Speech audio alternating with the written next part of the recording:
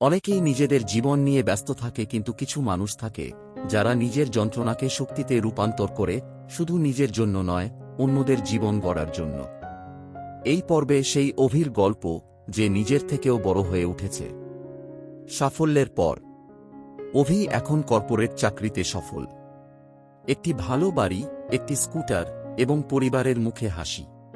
তবুও অভি কিছুতেই ভুলতে পারে না তার অতীত, সেই ভাঙা চৌকি, খালি পেট আর অপমান। এক রাতে সে তার পুরনো গ্রামে ফিরে যায়, দেখে এখনো বহু বাচ্চা স্কুল ফেলে কাজ করে, মেয়েরা লেখাপড়া ছেড়ে সংসার করে।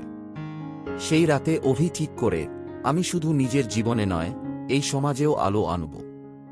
সে নিজের প্রথম কাজ হিসেবে একটি ছোট সান্ধ্য বিদ্যালয়, ইভিনিং স্কুল শুরু করে গ্রামের ছেলে মেয়েদের জন্য।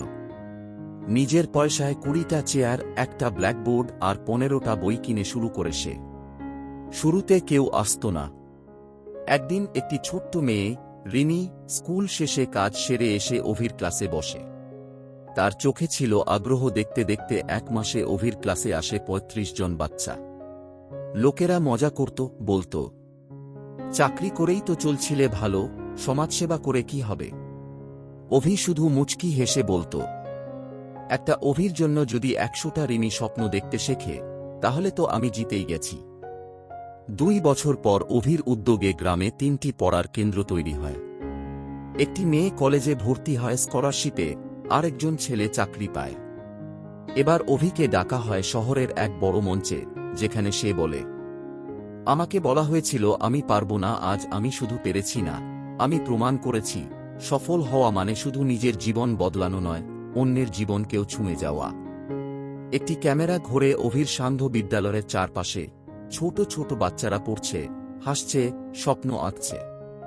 অভি এখন আর শুধুই একজন সফল মানুষ নয়, সে সমাজের আলো। অভি বুঝিয়ে দিয়েছে, যেখানে কেউ থেমে যায়, সেখান থেকেই শুরু হয় একজন বদল আনার গল্প। পরবর্তী এপিসোড অভি, স্বপ্নের বিরুদ্ধে শোনার জন্য চ্যানেলটি সাবস্ক্রাইব করে পাশে থাকুন ও ভিডিওটি ভালো লাগলে বন্ধুদের সাথে শেয়ার করতে ভুলবেন না।